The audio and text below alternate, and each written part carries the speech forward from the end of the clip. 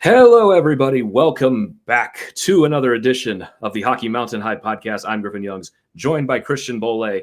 As always, that was stressful. That was some real playoff stress that I don't think we've really felt yet. Like, there's been some stressful games, but that was the one that you're like, this determines so much. This decides how the series is going to go. This tells us so much about the team. But the Avalanche, they successfully bounce back and they win game 4, 5-2 over the Minnesota Wild to take a commanding 3-1 series lead and have the opportunity to come home for game 5 and close this thing out. This was a stressful game. This was a tough game, but the Avalanche, they earned this game. I'm smelling myself right now with how much I was sweating. I don't know if that's gross to say. Like, I can just smell how gross I smell right now. I'm going to have to shower because that game was extremely stressful. And the Avs bounced back and made everyone who panicked saying the series was over feel like you just got to take a deep breath sometimes, man. Yeah. Like, I loved what Landy said going up to it. Like, there's ebbs and flows, even in playoff hockey. When it's high intensity and all this stuff, there's going to be moments where things slip. It's how you bounce back and respond. And to be quite frank, the Avs could have won this game going away. Jesper Wallstedt for the Wild was awesome tonight. And the Avs missed so many opportunities throughout this game where they just missed the net, shot it over the net, did all these things, and you still find a way to win because you're just a really good hockey team. And you get your depth pieces to show up in a game where McKinnon ends up with a goal, Nate just gets an assist. Your top guys weren't like taking over the game offensively. It was your depth guys who won you this game.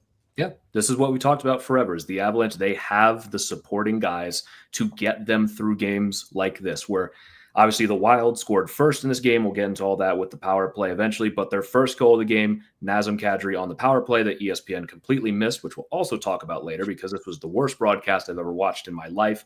Ross Colton gives you a 2-1 lead. The Wild respond with old friend Nico Sturm, and then Parker Kelly gets his first goal and first point of the playoffs, which ends up being the game-winning goal that puts you up 3-2. So everyone except Nazem Kadri gets his second of the playoffs. Colton and Kelly, they get their first of the playoffs, and that's the difference right there. And I wouldn't say, like, McKinnon and Natchez, I thought they were great. I thought Marty Natchez, this was one of the best games, playoff games at least, that he's had in an Avs uniform. His forecheck was unbelievable in this game, but it was your depth guys that found a way to get the job done for you. This whole game outside of the empty netters was depth scoring. Yeah, it was an amazing game. And I just want to preface that too, saying, like, I didn't think the top guys were bad. They just weren't as impactful offensively. I thought Marty Natchez was phenomenal. Back checking, his defense was great in his own zone. McKinnon was very impactful the entire game. But the difference in the game where the Wild superstars got held off the score sheet for a majority of it was your depth pieces made the bigger plays, and they were better than the Wild's depth pieces. And it results in a 3-1 series lead in a game that the Avs dominated. If you look at the stat sheet, zone possession, like all the analytical factors, the Avs dominated. I was worried it was going to be one of those games where we're going to look back and be like, how the fuck did they lose this game? Yeah. I mean, that's exactly what you're worried about. In the second period, you're down 1-0. The first half of the second period, Wallstedt is standing on his head, and he's making those incredible saves on Val. And then once you got one through, you felt better. But then the Avs, they take 2 penalties later in the second period, and the Wild start pushing, and now you're starting to feel the pressure of, like, is this just going to be one of those nights that you look back on, like Game 3 last year against Dallas, where you had 7 power plays and you only score 1 goal in that game and you lose in overtime. And you look at that game and you go, You win that game, you win the series. You would have looked at this game in game 4 and gone, if they couldn't find a way to win this game, they would have won that game. They probably would have gone on to win the series. And instead, you're coming back home tied. They're up 3-1. And they found a way to win this game. And I loved what Landeskog said after the game. Just there's so much belief in the room right now. And everyone in that room knows they can be the guy that comes through. Again, it's Nick Waugh finding Ross Colton for the go-ahead goal. And then it's Jack Drury finding Parker Kelly for an absolute snipe of a goal. It's like, you thought it might be your McKinnons or your Natchases that got you over the finish line this game. It was your third and fourth lines that won you this game. I guess Colton was technically moved up a bit, but like they swapped things around. We didn't even talk about the injuries coming into this game, but the Avs, they found a way to get the job done. And you know what else happened? Mackenzie Blackwood found a way to get the job done. A lot of people need to put some respect on his name right now, because the reaction to him playing, I thought, was incredibly overblown for a guy who was not that bad this year. It was not like, I don't know if people thought this was Georgiev or what, but like, he was not that bad this year. He was not as consistent as Wedgwood, but he was not that bad to warrant the reaction that came from this game. I know I'm going a million miles an hour right now, but Bednar has said all season, ever since January, basically, this is what they were going to do. They're going to play both goalies in the playoffs, and they're going to play whoever has the hot hand. And they rode Wedgwood when he had the hot hand in the first round and went back to him for game 2. He wouldn't pin any of the goals in game 3 on him, but you needed to switch a little bit. And Blackwood played in this game, the stats might show you had what, a 904, a 905? 905 in this game. He was brilliant. He was absolutely brilliant. He made those huge saves on Foligno in the third period, and he kept them in it. Yeah. And here's the thing about Mackenzie Blackwood. You are kind of looking at it with rose glasses, because he wasn't great in like his last 3 starts. And it's just Calgary in his last start. It's completely discrediting what he had done the entire year. Like, there's a reason why the Avs won the Jennings Trophy. It wasn't just all Scott Wedgwood. Mackenzie Blackwood is a huge part of them winning that trophy. Like, he is still a very, very good goaltender. And the way him and Wedgwood play, like, they're totally different styles. I think EJ was bringing it up on the broadcast. Wedgwood is not a tiny person, but compared to Blackwood, who's 6'4", he's massive in net. It's just changing it up for the Wild, and Blackwood responded, and he was fantastic. And we talked about it on the pod after game 3. We were like, he may have allowed that one goal in the second period that we didn't love. I think it was the Faber goal. But even that one was like, that's an incredible bounce. Like, not a ton he can do there, but I think to finish your point, he was great in the third. He was great in the third, and he just needed time to shake off the rust.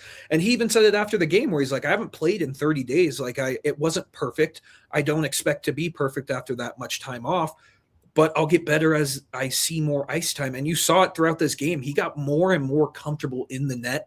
And like you said, at the third period, he was phenomenal once again in this game.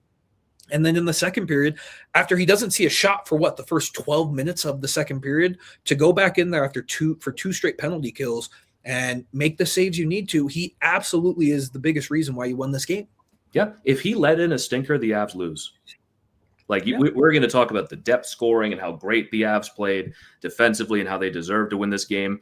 If Mackenzie Blackwood let in a stinker, the Avs would have lost this game. He made all the saves he needed to make. That's the reason why we're not in overtime right now or talking about a loss right now. Mackenzie Blackwood did what he needed to do. And a lot of people, I think, need to apologize for how they have just completely written him off as for being a perfectly solid goalie for you throughout his Avs tenure. Yep. It's just one of those ones. We even talked about it coming into the playoffs. You just ride the hot hand. Wedgwood went 6-0. He lost one game. He lost one game. It's not like he's not going to play again. Scott Wedgwood could very well play again in this series if it goes farther than that. But you just need to switch it up. And the defense, I think, responded tonight, because this defensive effort from the Avs was phenomenal. And Blackwood made the big saves. But let's not forget the plays made by Jack Ashawn on that couple huge blocks in that third period. And the defense all night was great. I brought it up earlier when I was talking that the Wild, till about halfway through the second period, had 4 shots on goal. Yep. Just an unreal defensive effort by the Avs through the first 35 minutes, and then a couple penalties took them out of their rhythm. The defense was great. Blackwood was great. And breaking news, when you have good goaltending and good defense, you're going to win a lot of hockey games, especially playoff hockey games. If you play games like that, you're going to win a lot of them. If you play games like game 3, you're going to lose a lot of them. The Avs, they were not up to the challenge in game 3. They were up for this game. They were immediately right off the jump the better team. They get scored on first. We'll talk about the double minor once we can kind of settle our thoughts down a little bit. We're still riding that adrenaline high right now. But from most on, especially through the first half of the second period, they ran the Wild around. And it felt good to actually see one go in, because if they walked out of that with nothing, that would have felt terrible. But they're able to get one because of Kadri's power play goal. Then they kill off the 2 penalties after that with very good penalty kills, by the way. Yes. Like I thought the penalty kills were fantastic. It was some of the 5-on-5 defense afterwards that kind of felt like they survived a little bit. Had to survive early in the third period as well. But then they go and get the go-ahead goal, let off the gas. I don't even know if they want to say they let off the gas. Like, just you had a guy go down on the boards and Quinn Hughes makes a play to Nico Sturm. Like, the Wild are good. That's going to happen over the course of 60 minutes. They get it right back, though. They got right back on the pedal. And the response after that Sturm goal was like, once that happened, I was like, oh, yeah, we're winning this game. Amazing response, because they didn't score right away after the Sturm goal, but they almost did. Like, I love the response on the very next shift. They stayed with it. Parker Kelly gets the eventual game-winning goal and the go-ahead goal, and I love the defense the rest of the way. Like, the empty net situation, they've been very good at these all year and in the playoffs. A couple of scares for sure, but like then Marty gets the puck out and he gets it to McKinnon for just one of the most perfectly executed empty net situations you'll see. In that instance, they're just almost automatic when it comes to that. And I know people are going to say, oh, McKinnon, empty net merchant. And you know what? You're right. And guess what? The shop's open for business, because that was amazing. I don't give a fuck. He scored the 4th goal to put this game away. It was just a defensive masterclass from the Avs tonight. And that's the formula for them if they're going to win a Stanley Cup. They can play the high-flying games all they want. You need to lock in defensively. And I'm sure that's what Bednar and the coaching staff preached to them in that day off. I don't even know if they had to preach it to them. I think they just know. They weren't good enough in game 3, and they responded perfectly. Yep, responded perfectly. It was a perfect response. And I love this team, man. I love them. Like, they just are nails when it comes down to it. And they can just make every play. They're just so smart most of the time. A couple of the penalties they took in this game were a little dumb, but it's just, this team's nails, man. They're nails. And we haven't even talked about the fact that right before puck drop, we found out that Sam Malinsky and Arturi Lehkonen are not going to play in this game. And you have to remember like the dread you felt in that moment. Dude, I was driving home from work and I get the Twitter notification from Evan. And it's just no Arturi Lehkonen and Sam Malinsky. And I had to do a double take because I was like, these guys were at morning skate. What like that came out of nowhere. And of course, my brain immediately goes to the Val situation from a couple years ago. Not saying that's what happened, but like suddenly 2 guys are not playing in this game with what feels like minutes before puck drop. And you're like, oh my God, it's happening again. It's happening again. But then once you calm down a little bit, you're like, but I feel like you're going to see a response here. You're going to see a lot of guys step up in their absence. That's why Jack Ashan played in this game. I thought he got lit up in this game. You expected him to get lit up in this game, but he made huge plays. And he got some big blocks in this game. He did everything you needed him to do. Like, I looked at Jack Ashan's game and I was just like, perfect. Yep. Like, you're going to get targeted. Here's the thing about Jack Ashan. A top 0.5% hockey player on planet Earth, when he's going up against the other top 0.5%, it's a drastic difference. Like, it's huge. It's a huge tough situation to ask him to come into for his first playoff game. Was he particularly good? I wouldn't even say that, but he did what he needed to do. He did what he needed to do. I didn't have high expectations, and he met the expectations. Yeah, my expectations coming into this game is poor Jack Ashan is going to get targeted like it's going out of style. And he played 7 minutes, and he got annihilated, I felt like, in a lot of them. But he made the plays he needed to make. He saved a goal. Saved the goal. Saved the game. Jack Ashan, tip of the cap to you, my friend. He was great. We got Josh Manson back in the game. But the Sam Malinsky one, I kind of like that one made more sense because he's taken a lot of big hits in this series. Like, I could see why he missed. The Lehkonen one was just out of nowhere, dude. Like, I don't remember him taking a hard hit. I don't remember anything happening in a morning skate. Like, did they catch like the flu? Like, what happened? I have no, like with Lehkonen, I've got no clue. Like Yeah. I didn't even see anyone like tweet out like, oh, he blocked a shot. Because Right. usually when like injuries come out of nowhere, you get guys who can scroll through the game, be like, oh, he blocked a shot right here. Right. He took an awkward hit in the boards right here. They were in morning skate. Yeah. Like there was no reason to believe that these guys were just magically not going to play this game. But then you find that out right before puck drop. And I'll be totally honest, like this is not a knock on those guys. I didn't notice because I thought they responded so well. And I won't lie, I liked these line combos. I really liked how they put this team together for this game. I really liked the idea of playing Kadri with LOC. Like Nichushkin as well, putting maybe Brock Nelson down there with Waugh. Like I thought that stuff worked really well. Or can we confirm that Artturi Lehkonen and Sam that they didn't go on any cruise ships, right? I certainly hope not. Yeah, I hope not. I certainly hope not. we gotta keep our eyes peeled for that.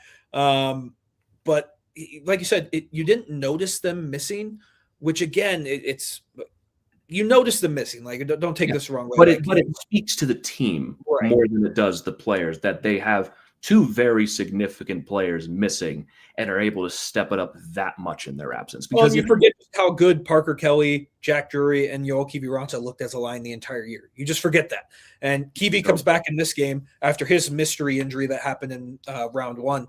Doesn't miss a beat. Like we talked about with Kiviranta, he's never going to wow you with a play, but he's going to do the exact right thing at the exact right time and get off the ice. He's not going to do anything stupid. Did the fourth line give up anything all game? Like I'm actually trying to like, did they give up like a shot or like did they? They probably did at some point, but like what did it matter at all? No, they're forechecking like animals. The forecheck leads to the game-winning goal eventually, and we talked about in the series preview where the Wild can match you with their top six. Like they can. And you need your depth pieces to have a great series. And so far, the fourth line, whether it be O'Connor, Drury, and Kelly, they've been the most consistent line this entire series. Yeah. You know exactly what you get at them. Jack Drury, Kiviranta, Kelly. Can you just give me a ballpark what their expected goals for percentage was today? Goals for 1.8.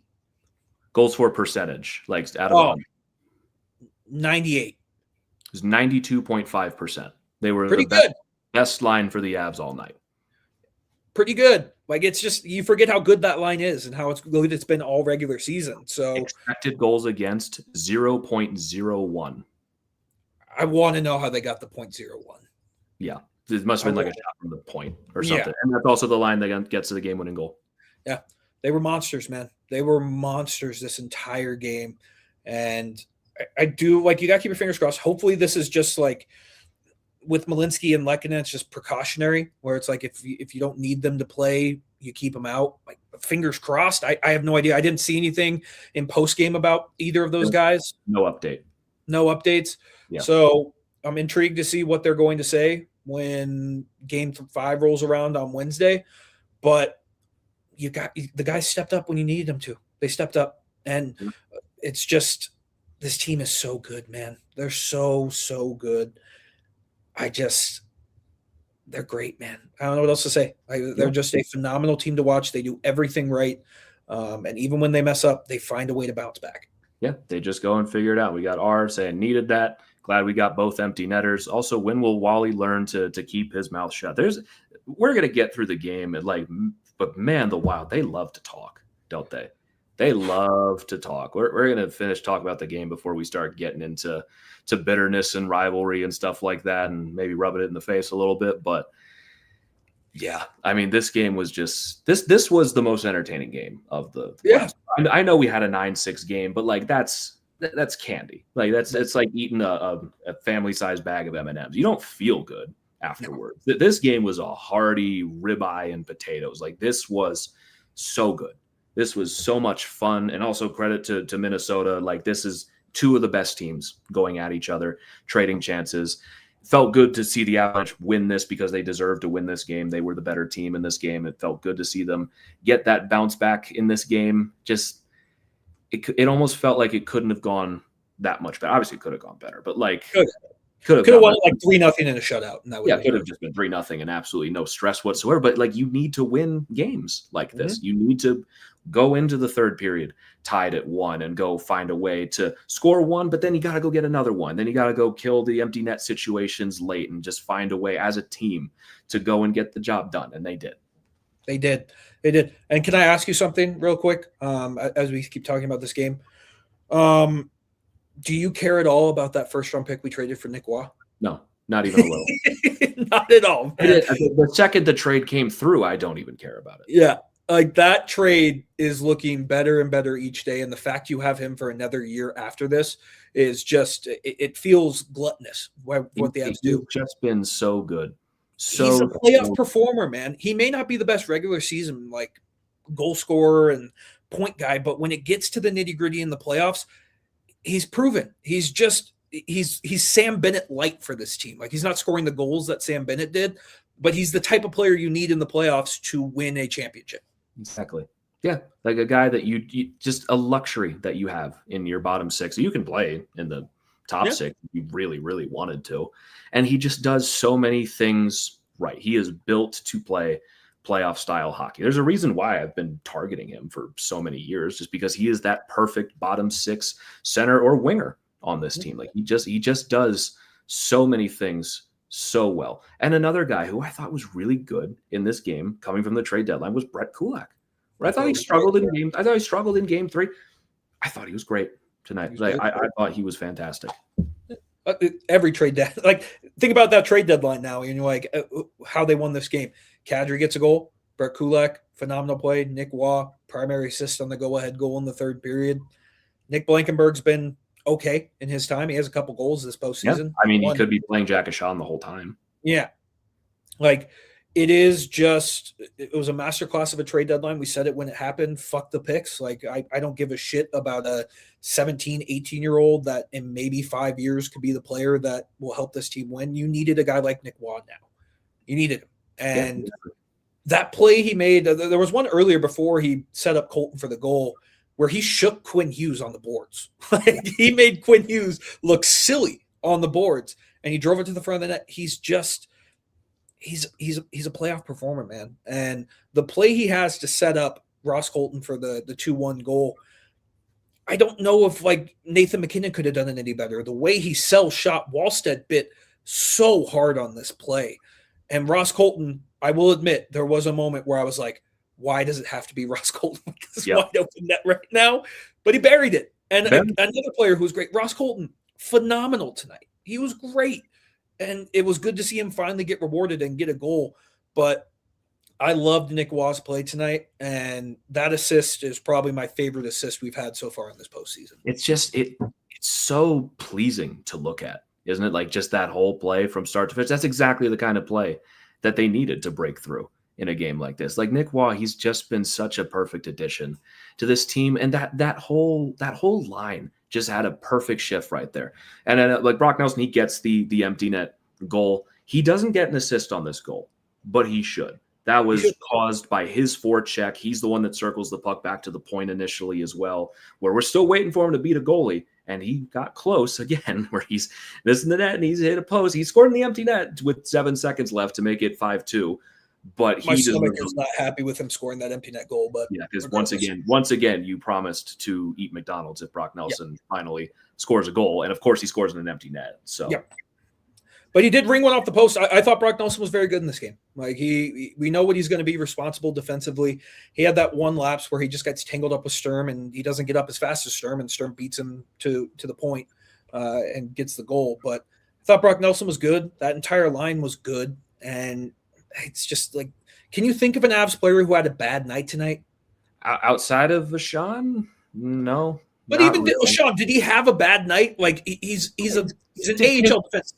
Statistically, he was a player on the ice in the game. He played 7 minutes, and he had the huge blocks. Like, you have to give him credit for that. Overall, I wouldn't call his game good.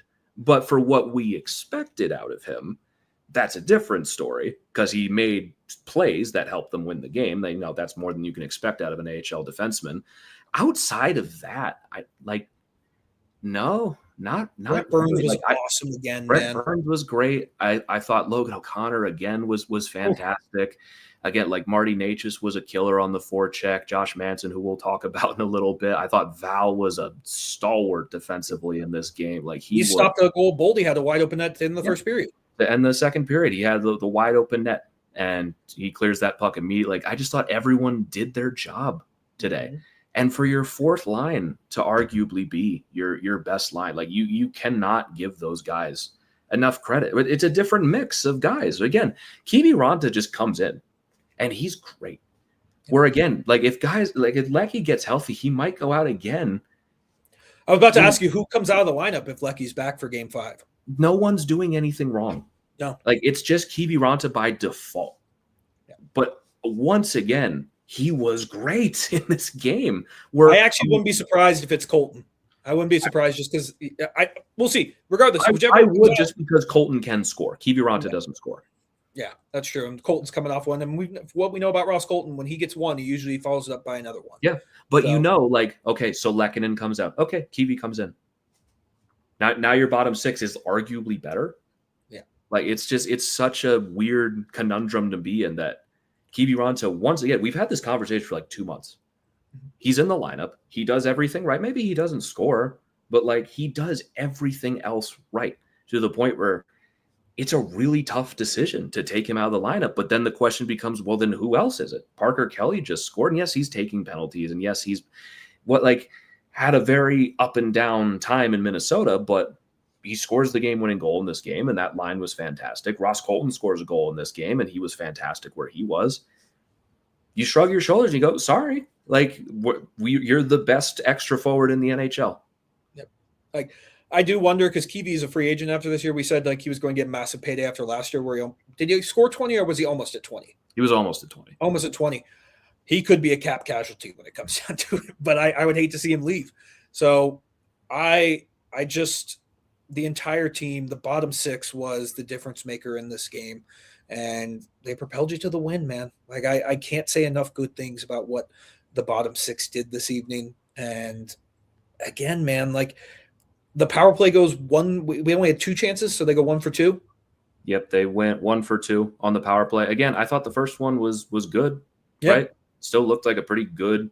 Landeskog missed their one chance. Like he had that one chance right in the front of the net and shot it over the net. And then Kadri missed another one towards the end of that one, but then they scored immediately on the second one. Yeah, and let's talk about that real quick with ESPN. We can get that out of the way here. I'm all for the player interviews. Like they're fun. Like I kind of like them because it gives these players a chance to show their personality. You got to know when to cut away from it. I know you don't expect a team to score in the first 5 seconds of a power play, but I don't want to hear. Was it Quinn Hughes they were interviewing? I think. Well, because he wasn't on the penalty kill, so right. Like they were interviewing, and it's just like you don't even really see the goal because it's on your screen. I wasn't even looking up because I didn't know the play was happening. Yeah. So I completely missed it, and I looked up because there was no call, and they're showing the graphic. Like what happened? Yeah. Can I ask you, since this is like your field of work, is that the nightmare for a producer? Yes. Oh my God. How, I can't even understand how that happens where you're on a power play and they're like, we're going to interview someone on the Wild. But because if they're interviewing someone on the Avs bench, at very least you get that reaction. And that's something you can put on social media. No, the part is they do that interview when they're scraping the ice. So it's taped. Right. But again, like it's just I don't understand how you have these production meetings and you're like, okay, maybe don't do it when it's on a power play. Maybe save it for when it's 5-on-5 and the faceoff is at center ice or something. I don't really need to hear from Quinn Hughes in the middle of the game. I don't really care what he's thinking. And it's just the kind of thing you're setting yourself up for disaster. Like I don't understand. Well, and here's the thing too. ESPN gave us their A team. You got Bob Wischusen and Eric Johnson, who I think are 2 of the best that ESPN has. It's the best you can get, and the broadcast still sucked. And it stunk. Like they were sewering my boy EJ. Like, how hard is it? And again, this isn't a dig at us or Mile High Sports that we have better microphones than $1 billion corporation. Yeah, they are lazy. That is the excuse. Anyone who says otherwise, they are lazy. They can fix this at any point. They can have better broadcasts whenever they want. TNT does it with no problems. Altitude does it with no problem. Like every local team broadcast does it 82 games a year without the issues that ESPN has, where it's not sounding like their broadcasters are having a robot filter put over their voice every 2 minutes for whatever reason. They're not having their broadcast start stuttering and losing connection in the third period of a tie game. The funniest part, I don't know if you were watching last night because it was Mother's Day. There was a point in the first period against the Ducks Vegas where Kevin Weeks' mic went out for like 10 minutes of the first period. Yes. Like, it was insane, man. Like, it makes it hard to watch. And it goes back to my point that I made, I think after game 2 or game 3, where it's just like, just let Altitude do this. Just let us have the home broadcasts. It's clearly such a burden for you to do these broadcasts. You clearly don't give a shit. I had ESPN on for most of the day today. Barely even a mention of this game. It's all about the Thunder and the Lakers. It's all about the NBA. There was barely a passing mention for the NHL. Putting these games on is such a chore for them. They wish they could talk about the NBA and talk about LeBron some more. They hate hockey. And it's been 2022 was the first year that we did this, right? So we're coming up on almost year 5 of this deal. Nothing has changed from year 1. It's still the exact same problems, and it's still the exact same broadcast style and score bug. There has been absolutely no effort to improve the broadcast whatsoever, and the simple reason is why. They're bad at it, and they don't care. I don't know if you saw Rudo tweeting. He was like, thank God ESPN doesn't have the Stanley Cup final. And then, like, after the game, someone comments and just goes, ABC is part of ESPN. It's just, I thought that was the funniest moment of the night. But they're just it sucks because EJ and Bob Wischusen are so good at what they do that get them some microphones that fucking work. Get them like how is it that we at Mile High Sports can be in a loud bar and have better sound quality than you? How is it that everyone else has their shit together and you don't?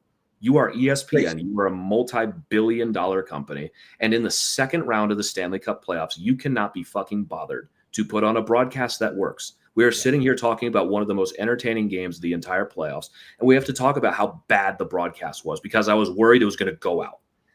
It was going black at certain points, and it was stuttering. I was like, are they going to lose connection in the middle of this game?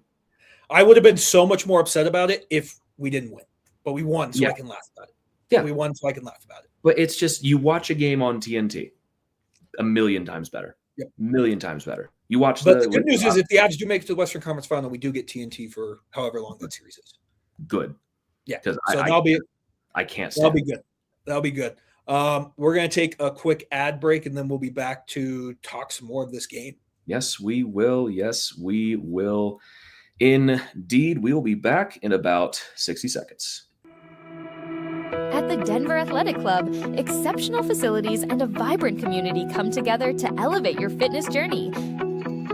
While the DAC is the perfect place to achieve your health goals through countless sports and activities, we also offer a variety of amenities to support your lifestyle.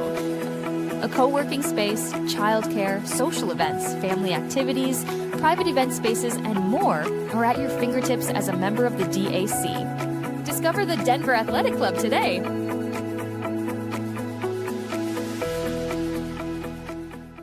Golf season is here, and Denver Golf Passes make it easier than ever to play. Start your golf journey with Learn and Play 1.0. 5 clinics, 5 rounds, 5 buckets. Already playing? Take your game up a level with Learn and Play 2.0. Or grab the Friends and Family Pass. 20 par 3 rounds and 30 mini golf or range sessions. And for new players wanting reps, the Practice and Play Pass gives you 10 rounds and 15 range buckets. Find the pass that fits your game. Visit cityofdenvergolf.com.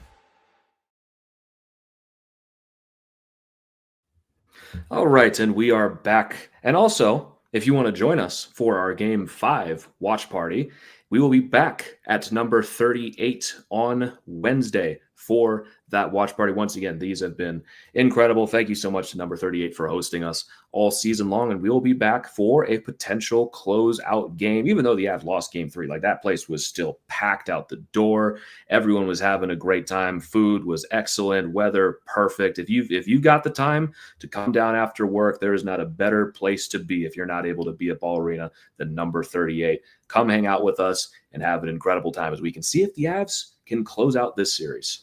See if they can close it out. The other big story from this game that we can go on, Josh Manson returns. His second or third shift, you get he gets tied up with Michael McCarron, and McCarron is bear hugging him, not letting him get up, and Manson attempts to hit him with the butt end of his stick, and Michael McCarron acted like he had been shot. What would you say? Yeah, like he had been shot. He acted like he sharpened it to a point and stabbed him in the neck. Yeah, like just one of those ones. And I love Manson's response as McCarron's like wallowing on the floor or the ice, just being like, oh my God, and just laughing like, what are you doing, dude? Like, yeah, this was a tough day to be Michael McCarron. Yeah, and he's just Michael McCarron. They call a major penalty on Manson, and the replay looks bad. Like, it looks bad, but he never actually hit him with the butt end. Like, I don't think he actually got him with it. And they go and just give him a double minor. But you have in the intermission Michael McCarron in a throwaway interview with PK Subban. Like, there was no need to do this. Just calls out Josh Manson like he's a dirty player. No one respects him. And it's just like, brother, what? And then I saw all the tweets. I don't know if you saw this one where it was like, back when McCarron was in college, he was in a fight with someone, and the fight ends, he gets his ass kicked, and then when the other player has his hands like tucked away by the refs, he punches him in the face and breaks his nose. Yeah. He's a guy who's punched someone on the bench before in the middle of a scrum. He's been suspended 2 games before. So I can get you the quote here, both quotes, because there's 2, because Michael McCarron only has anything to say when he's off the ice. The first one during intermission was, talking to PK Subban, you played against Josh. He's a dirty player. He always has been. Surprised he got away with only a 4-minute penalty. I'm happy he's still in the game. That's the last part of that is the one where, like, you are a fake demon. You're happy he's still in the game, and guess what you did about it? Nothing. You did a fat load of nothing because you are nothing but a punk shit talker. And then he has the gall after the game when he's asked about it afterwards to double down and hit it with I blew him up and he grabs me and pulls me on top of him. He's a dirty player. He took his butt end and clearly butt ended me in the face. I don't know how it's not 5 minutes. I think the rule book says it's 5 minutes. You butt end someone in the face. He's a dirty player. He always has been, not very well respected. Talk about a guy just having a full on meltdown. You had 40 minutes after that first interview to do something about it, to stand up for yourself. You sat there and you took it like a good boy because you are a fake demon. Just an insane thing to say. And then, because I think you can say whatever you want, but if you back it up on the ice and you go after him, you try to hit him, you try to fight him, you try to make him pay for it or something. Okay, sure. He did nothing about it. That's the part to me where I'm just like, I can never take you seriously ever again. If you're going to talk that level of shit and be that much of a baby, you got to do something about it. But you didn't, because you're not about that life. So don't talk like you're about that life. And I just love Josh Manson's response after, where it's like, were you trying to butt in him? No, but was I trying to punch him in the face? Hell yeah. Like, it's just, we forget. And I think mostly just because I'm not of the age to remember Josh's dad, Dave Manson, playing. Apparently that's stuff that Dave Manson did all the time. Like, you got to remember who Josh was raised by. He's a grit and grind player. And we needed this in this series, is we needed a guy like Josh Manson. Yeah. Sorry to cut you off. You're good. Go for it. I'm still riding my high right now, so I'm excited. But here's the thing. Josh did get a double minor. It was a double minor because if the rule is if he connects, it's 5 minutes. If you attempt it, it's 4. So right call is made. It's 4 minutes. They kill off the first 2 minutes, and then the Wild score the first goal of the game on the penalty kill. Before we talk about the rest of this, if we had lost this game by 1 goal, we are not happy about this because Josh cannot open the door for that to happen. In a game this close, that could have changed the whole series right there. That could have changed the entire thing if that went poorly. But thankfully, you killed off one. You only give up one goal there, but you still are down in the game and you have to chase. So with Josh Manson, this is the kind of stuff you have to live and die with, where he does this sometimes. He plays on the edge. But the thing is, it did very much get under Michael McCarron's skin. It cost you a goal to do that. I feel like you could have done that a little more efficiently. But overall, I also thought Josh was great in this game, and it was definitely someone that they needed to have back, and they won the game. So you're not super upset about it, but if they had lost this game, this would be a much bigger talking point of how Josh probably cost you a game. Yeah. And like, here's the thing with Michael McCarron. I can't say that this is his highlight of the series so far. is his comments during interviews? Yeah. Would you say? Like Yeah. that's what else did he do after this game? Nothing. I mean, there was a thread from someone who follows us, I think from Pat Loves Sports. I want to try to find it somehow, but he said Michael McCarron received a 2-game suspension in 2021 for an illegal hit to the head of Yanni Gord. He was also suspended in the AHL for headbutting his opponent after a fight. Josh Manson has never been suspended in his NHL career. There's also a clip of him sucker punching a Minnesota Wild player on the bench when he was on the Predators, and he's run over a goalie before when he played the Canucks, slashed a guy from behind, elbowed a guy in the head, 25 seconds left in a 3-0 game. You know, pot. But Josh Manson's the dirty player. It just sounds to me like you're a massive fucking baby. Yeah. Here's the thing about Josh Manson. When he fucks up, he answers the bell. Like Michael McCarron, he didn't seem too interested in the fight. No. Which is probably the smartest decision he made all night, because we all know how that one would go. Josh Manson fucking rocks people, man. Like he rocks. You said this during the regular season. You got to stop fighting the guy. He's going. He knocked out on the. Was it the Canadians? He knocked a guy out. I think so. I don't remember exactly what it was, but like it might have been the Senators. Actually, I think it was the Senators. It was a Canadian team. You're right. It was the Senators. Yeah, but like, just if you want to fight him, fight him. Like he's not going to. You had 40 minutes. You had 40 minutes. Yeah. You're so brave in intermission when you're separated by locker rooms and security to run your mouth. You had 40 minutes after the game to do something about it. Didn't do anything, and then you went back to the locker room and you cried some more because you're a crybaby, and you're not about that life. You are 6'7", and you don't use it. Yeah. Exactly. I was waiting for that. Thank you. I got hit by a 6'7". My grandma 6'7" me yesterday. That was shocking. But it goes back to the Wild. This whole series, like the Avs get labeled as the floppers and like they sell calls. Couple of these calls, man. Like Kaprizov gets hit by Kelly with a cross check that we see 100 times in a game and acts like they loaded up and went like that.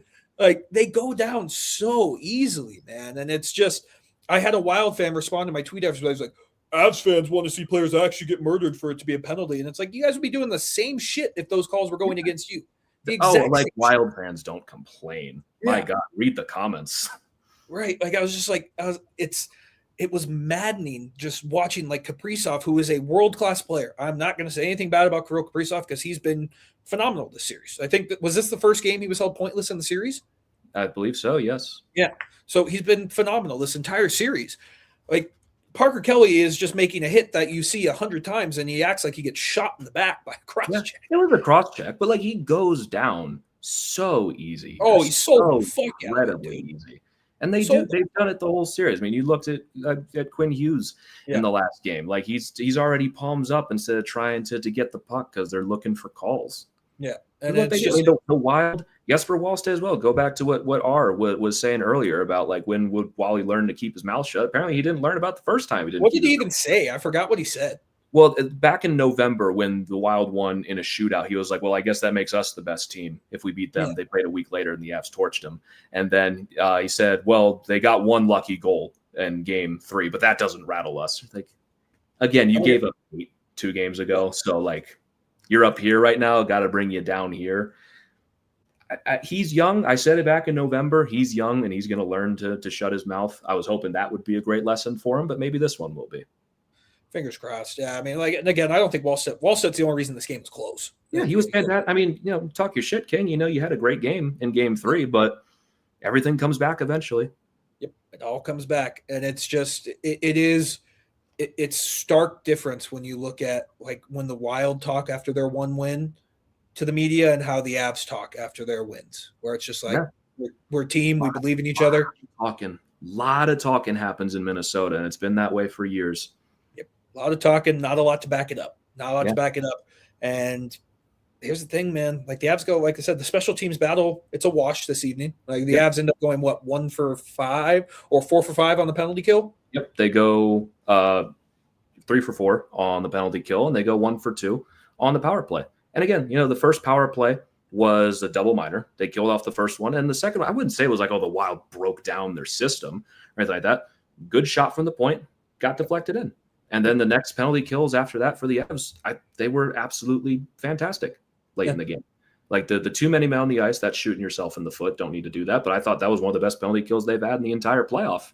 Yep. And then Parker Kelly, I thought it was a weak call on Kaprizov for the cross check on Kelly. I don't think that's a playoff penalty, but they killed off that penalty and they did it great, where they only got 1 goal out of their the second period domination early on, and then they survived 2 penalties and survived the end of the period. Like that was a huge turning point to not let the Wild get anything to build off of. Yeah, and they have scored a power play goal in every game so far this series. Yep.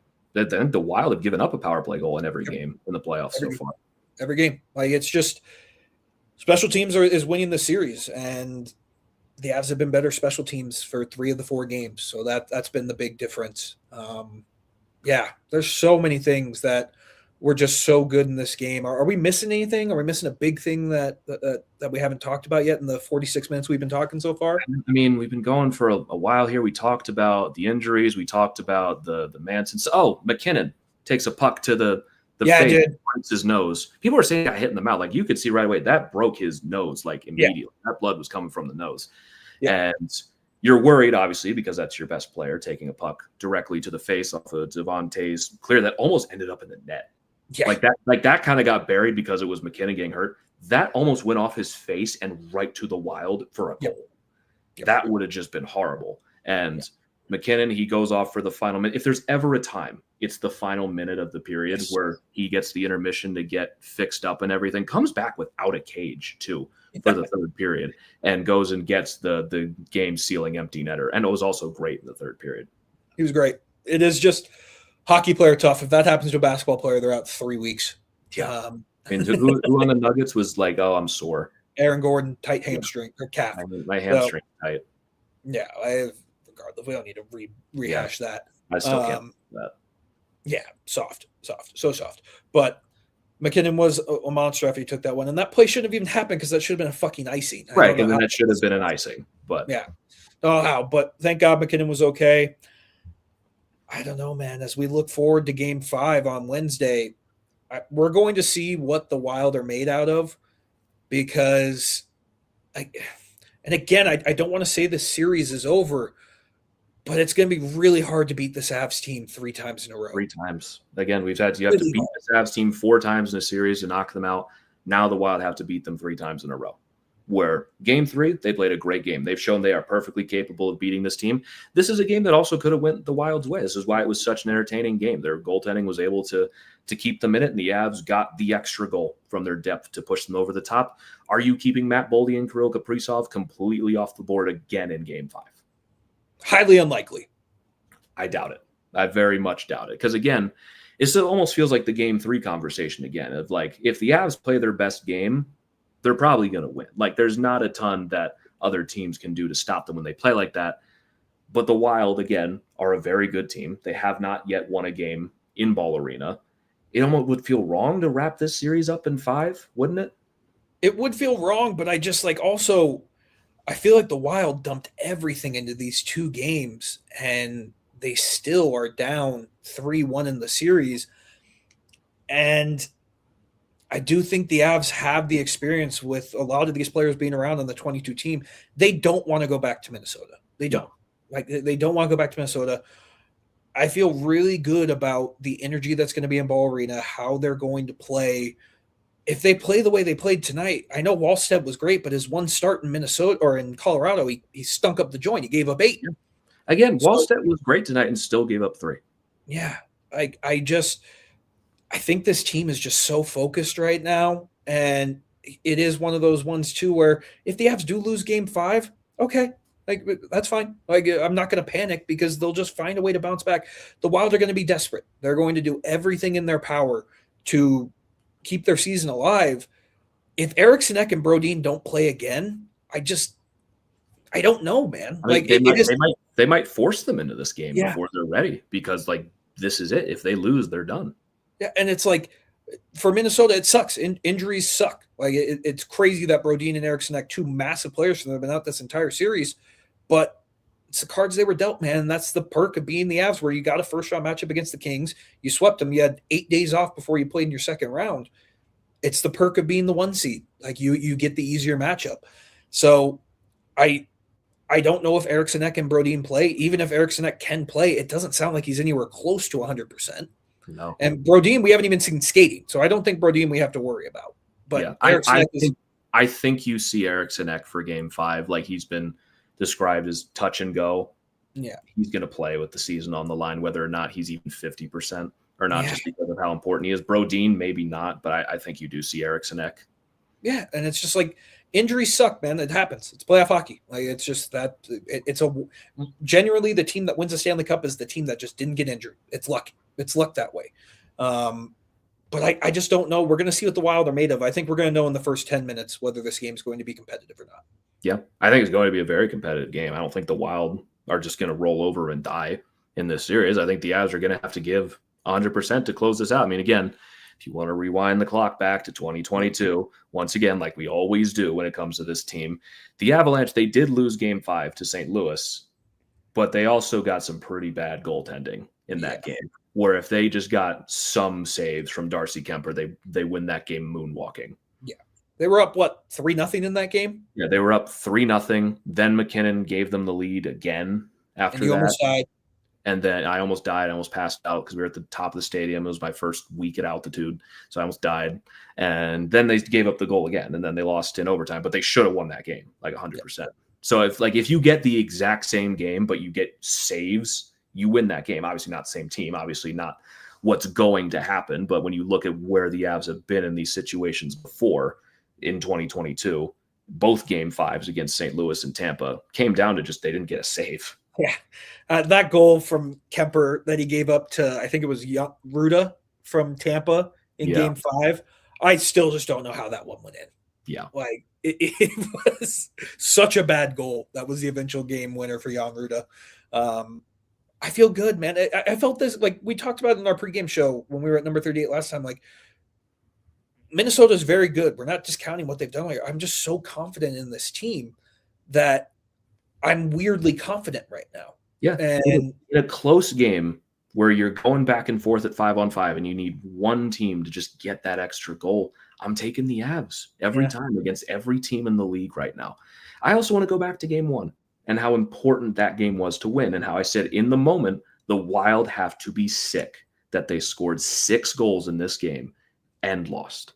That was a huge opportunity to steal a game in Denver, take advantage of a piss poor defensive effort and goaltending from the Avs in that game, and they didn't do it. And the Avs, you look at the whole of this series, they defended their home ice, survived a chaotic game, dominated game 2. The Wild kicked the crap out of them in game 3 in their building, but then the Avs responded and had the better game in game 4. They deserved to win game 4, and now they only need to win 1 out of 3 to move on to the Western Conference Final. Like going into this series, could you have wanted anything more out of it? It's exactly like we talked about it in the last episode, where if you told me at the beginning of the series the Avs would be up 3-1 with a chance to close out on home ice, every Avs fan on planet Earth would be like, wow, really? Yeah. Like, that's crazy. Never in a million years were you sweeping this team. Again, even 5 feels unrealistic. It does. But they have the opportunity, and I feel good about it, man. I really do. It is crazy. This series hasn't had a game go to overtime. I thought tonight was going to be the night I was prepped for a long night. Yeah, I was prepped for a long night. Like, it feels crazy, but I do think the Avs are going to get it done in regulation. I think they're going to win 4-2, and you're going to get another empty net goal. I'm going to say Brock Nelson scores another empty net goal, and the Avs are going to get another long break before the Western Conference Final. I think Minnesota squandered their opportunity in this series. I really do. I really do look at game 1 and go, you scored 6 goals and lost. Yeah. You couldn't get one in Denver. there it is right there. Because the Avs, they're good on the road. We expected them to split in Minnesota. They defended their home ice. They had a perfect game too. And they have the chance to close out this series in game 5. And if they do close out in game 5, it's like it's not going to feel like a 5-game series. Like this has been an incredibly tough series. But when you have a team that's as good as this Avs team, that is so good at 5-on-5 and is now getting power play production, and you can rely on either Blackwood or Wedgwood. I imagine they're going to go back to Blackwood for game 5. Once again, they're just going to ride the hot hand. He was great tonight.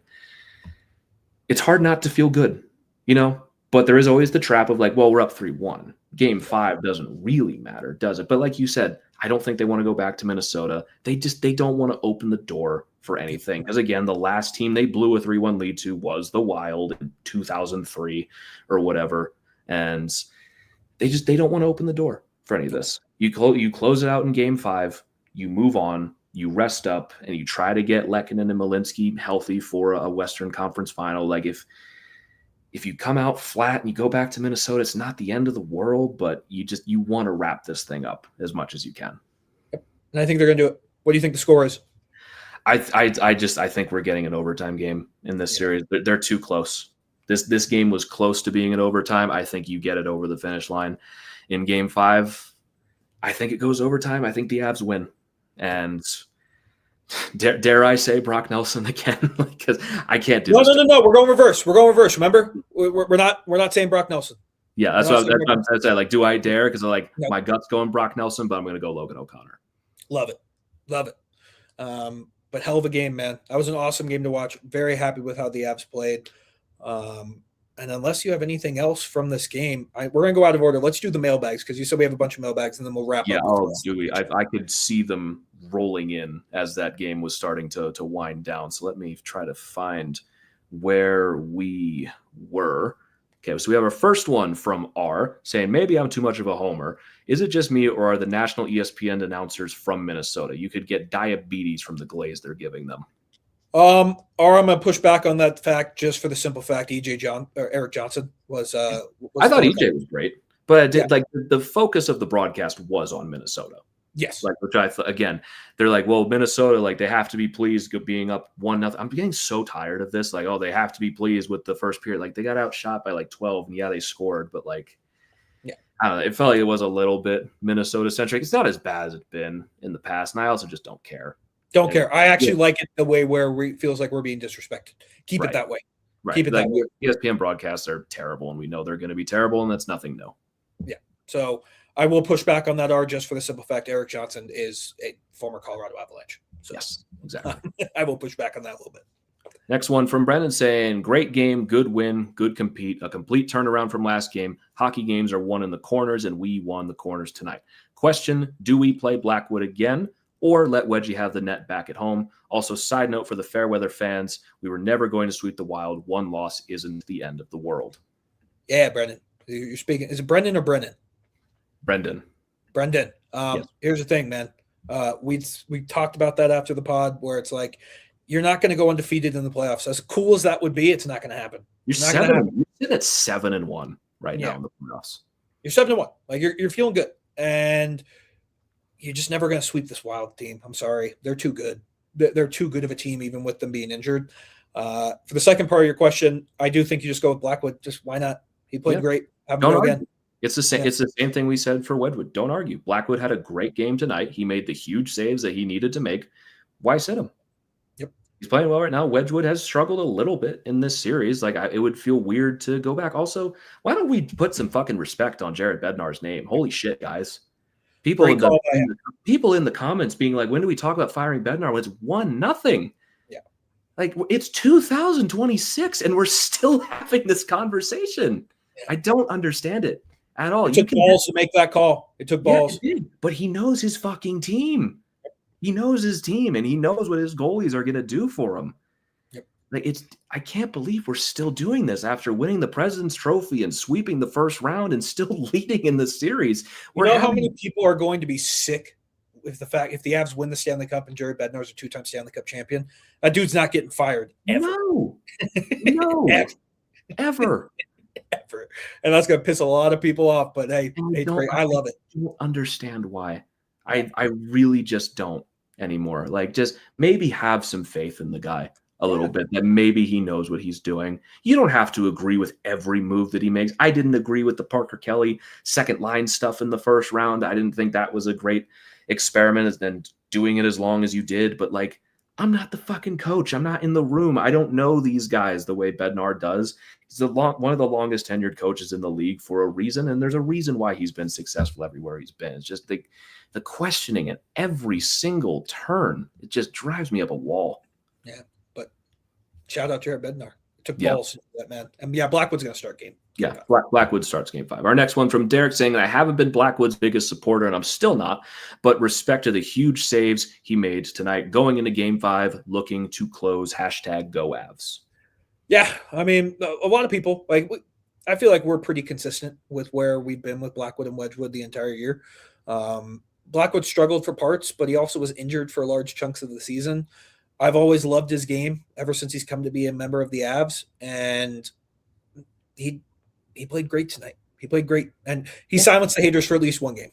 Yeah, because again, like, the problem with Blackwood hasn't been like, oh, he sucks in every game. He's had, I'd say, the same amount of highs as Scott Wedgwood throughout the season. He's just had some bigger lows throughout the year as well, and so has Scott Wedgwood. He's had some bad games as well, but Wedgwood's just been more consistent game over game, where you just going into every game felt a little more comfortable with Wedgwood, knowing pretty well what you're going to get out of him.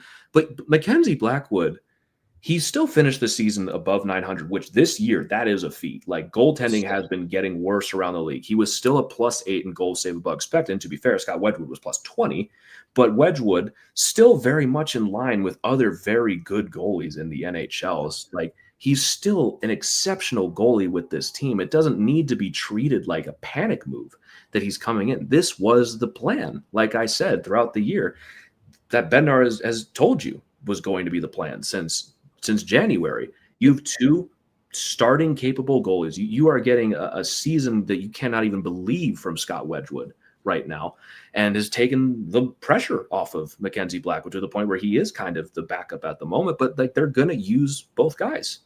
Where if Blackwood struggles in game 5, you probably see Wedgwood in game 6, or Blackwood is maybe just great again, and maybe they still go back to Wedgwood for the conference final. Yeah, I don't care. I'm confident in either. Yeah, because again, the team is confident in front of both guys. Yep. But yes, Wedgwood's a little more consistent, but they have shown all year they don't care who's in net. They're perfectly fine with it. I don't think people have adjusted to the new playoff world yet, where teams use both goalies and they switch through them way more often than they used to, where it's not just Andrei Vasilevsky putting a team on his back to win a Stanley Cup, where it's not just you switch to one guy and then you ride him the rest of the way. The Avalanche have had to do this before in the past, where when Kemper was struggling in 22 with his eye injury and they have to play Francouz against the Oilers, but then they go and put Kemper back in. Like, this is not new stuff. So you're going to continue to see both guys in the playoffs, and I have full confidence in both of them. Completely agree. All right, we got our next one from Chris R. Hey, boys, Griffin, I have new respect for you following the Avs as long as you did on the East Coast. I moved from California to the East last year, and I'm dying. Does it look to you that Val is on the edge of a big game? He looked great to me tonight. Thanks for the great coverage, and grateful for you, gents. Thank you, Chris. We appreciate that. Great name, by the way. Yes, great name. Exactly. Great name.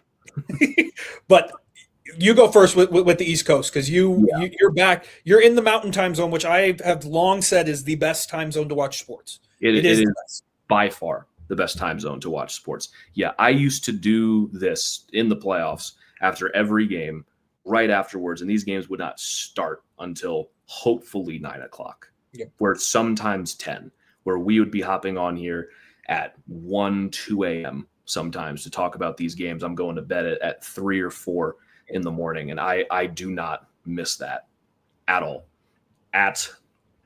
when it comes to this. It was to the point where I was already living on Mountain Time when I lived on the East Coast. So, like, my rhythm was all screwed up all the time. Like, I have so much respect, especially for like European watchers who watch in like the middle of the night. You guys are total psychos. Like, my life has just gotten so much better being in Colorado now and being on the same time zone as the team, because like this was the point of year. I was like, okay, I have to plan my whole day, like my whole work day around potentially, and like God forbid a game goes to overtime, being up until probably like 3 or 4 in the morning, and also finding ways to get sleep because I got to go to work in the morning. So I got to talk to all my bosses and be like, hey guys, I'm doing a thing right now.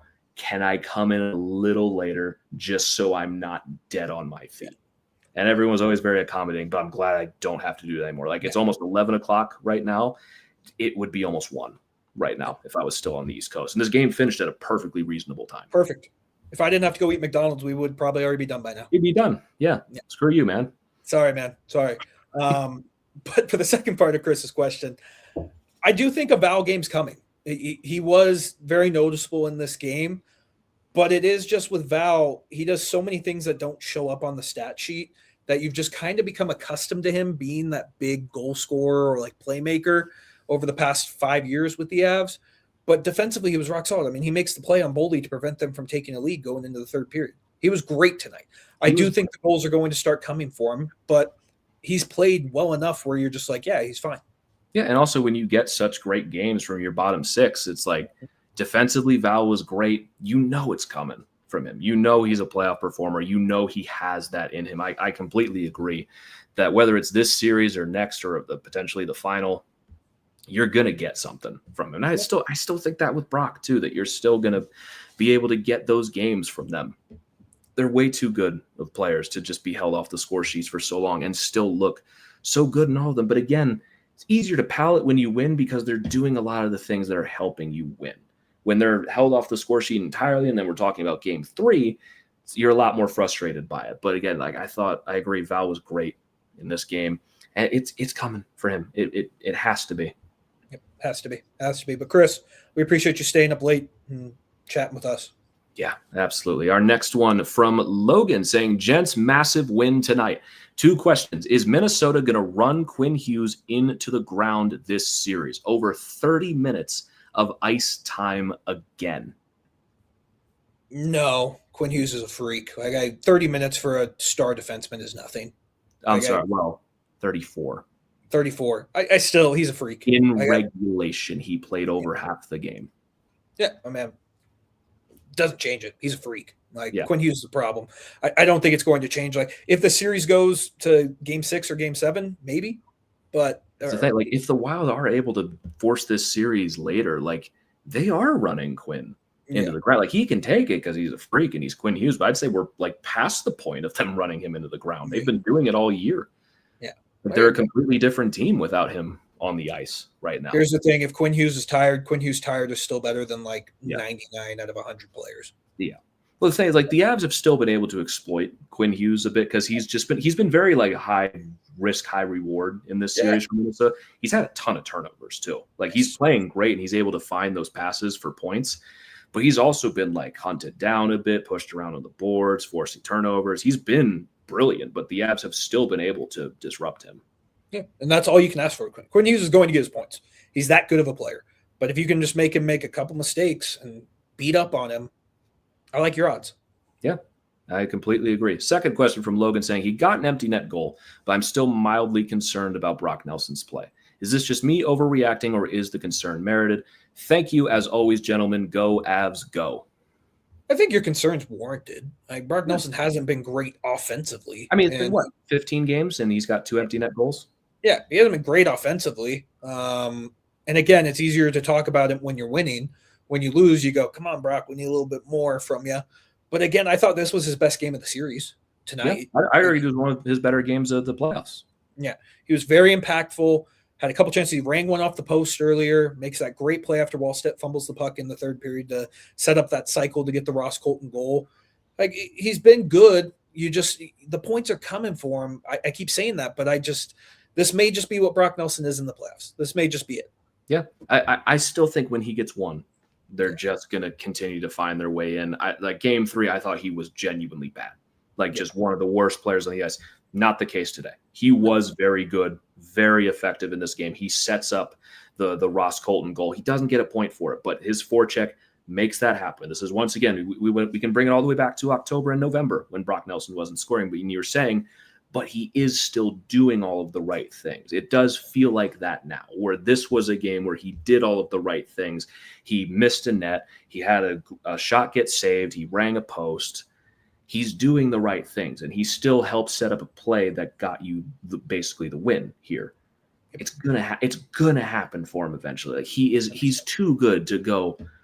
Like if you continue on here, like 20 games in his Avs playoff career with nothing, like he's just way too good for that. It's a warranted concern. Like you're at the point now where this is, like we said, what, game 15 with him in his Avs playoff career, and he's got nothing. That's a concern. 100%, that's a concern. But I'm encouraged by the game he had here, where again, 2 empty net goals. Like okay, but like it's better than nothing. It's not a total goose egg. I'll take it. But again, your concern's warranted. It's a totally warranted concern. Yeah. We got our last man. We appreciate you. Yep, always appreciate you, Logan. The last one from Chris R. again, saying, oh yeah, also Wallstedt is quickly becoming my most hated goaltender after Binnington. So arrogant, dying for a failed Statue of Liberty from him. Yeah. I mean, we're going to have to deal with Wallstedt for a long time. He's young. Not even close to Bennington yet, in my opinion. Like not even a little bit. Jordan Binnington is just a full-on shitbag. Jesper Wallstedt's 23. He's young. He's arrogant. He thinks he's the hot shit, greatest in the world. He'll get better, I think. I think he'll learn to just kind of shut his mouth sometimes because he talks. He's on the Wild. Of course he's a talker. Yeah. Bennington's number one by a long shot, but Wallstedt's a really good goalie, and we're going to have to deal with him for a long time coming up. Yeah. He's a very good goalie. I couldn't believe he was in trade rumors at the deadline. Like, I could never understand that. I was like, why? For a center? Like, I get, like, okay, the Wild need a center, but, like, Jesper Wallstedt could be your goalie for, like, 10 years. Like, what are we talking about here? Yeah, it's like – he's great. Again, like, I think Gustafson's really good too, but, like, you're that sure on Philip Gustafson that you're going to give up on Wallstedt after the season he's having? Yeah. I never heard those rumors. Crazy. But, yeah, I mean, if we beat him, I keep talking, brother. That's fine. Keep going. It keeps working. Yeah, keeps working for you, buddy. Keep going. Yeah, exactly. So that was all we had for the mailbag. If we want to quickly wrap up with the other 2 playoff series still going on right now, which one do you want to start with first? Let's do Vegas and Anaheim because that's the one that impacts the Avs the most. Yep. I think after Game 3, we talked about how Vegas kind of took it to the Ducks in Game 3. The Ducks responded in Game 4. I thought that was a very good game from the Anaheim Ducks. Dostal was awesome in that game, and I still think Vegas wins this series, but the Ducks are like the West Coast teams. It was fun where they weren't good for a while with Vegas or with LA, Anaheim, and San Jose kind of going quietly into the night. They're back, and they're going to be a problem for years to come. This Ducks team's fun, man. They're a fun team, and they have a lot of talent. They just keep hanging around. Like, this is why you can't draw conclusions after one game, like I was guilty of after Game 3 of this series. Like, Vegas is just better. They're gonna probably take care of business, wrap this up in 6. Whereas it made me feel better going into this game for the Avs to see the Ducks have that kind of bounce back because things change in a series so quickly. And now with the Ducks, they sent it back to Vegas tied. They split both home series. You got series here. Like, this could go deep here where I think Vegas is better, but the Ducks, like, they just keep finding ways to respond where it's best of 3 now. They're like, it's anyone's series. They're a fun team, man. And Vegas, I mean, Carter Hart's been brilliant this entire series. He was bad last night. He was bad. He was bad. That Granlund goal he gave up was not great. Was it Zellweger who scored for he scored, I think, for the Ducks. But I don't think he did. But no, he may have had a point. I forget who. It was a defenseman who doesn't score very often. Ian Moore. Ian Moore. Yeah. Like, the Ducks are fun. Vegas is still a very good team.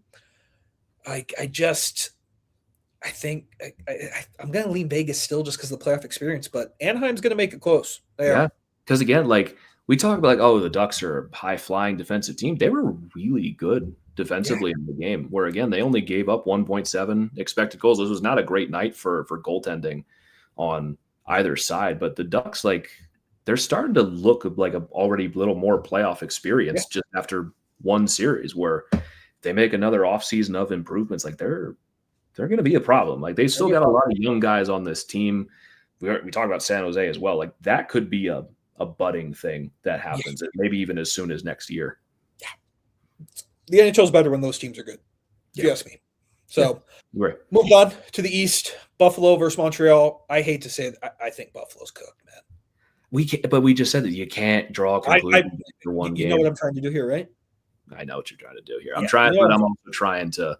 Here's the thing: we hate watching the Habs. We're not huge Habs fans around here. Those hate watch stocks are in the toilet right now because fuck, dude, that team is so much fun. They're such a fun watch. They kicked the crap out of Buffalo in that game. Like I've never seen a stat line like this. They had 6 goals and 6 expected goals on the dot. Yep. Like that is amazing. And they're so electric. They've got such good young talent and good depth. Alex Newhook is still killing it for them. Yep. Like I hope Buffalo can find a way back into this series and we can find a way to make this go deep. But like they're good, man, and they're fun to watch. If Buffalo loses tomorrow or today, by the time you're listening to this, that series is going to be wrapped up pretty quickly. Yeah. Buffalo needs to find a way. Do they go back to UPL in this game? I don't even know if you can pin it on Alex Lyon.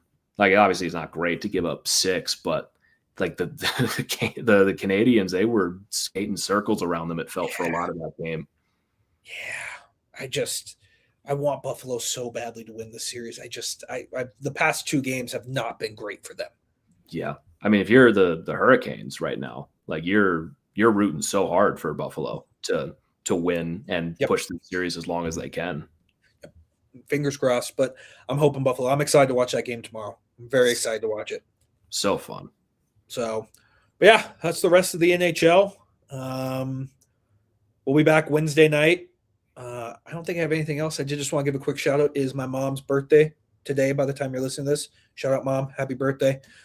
We do get the double whammy every year where it's Mother's Day and her birthday in like the span of a day and a half. Now, are you guys the people that were like, oh, well, this gift counts for both? Or do you? Well, yes, we did get her, but we got her a very expensive gift. We bought her a new Apple laptop.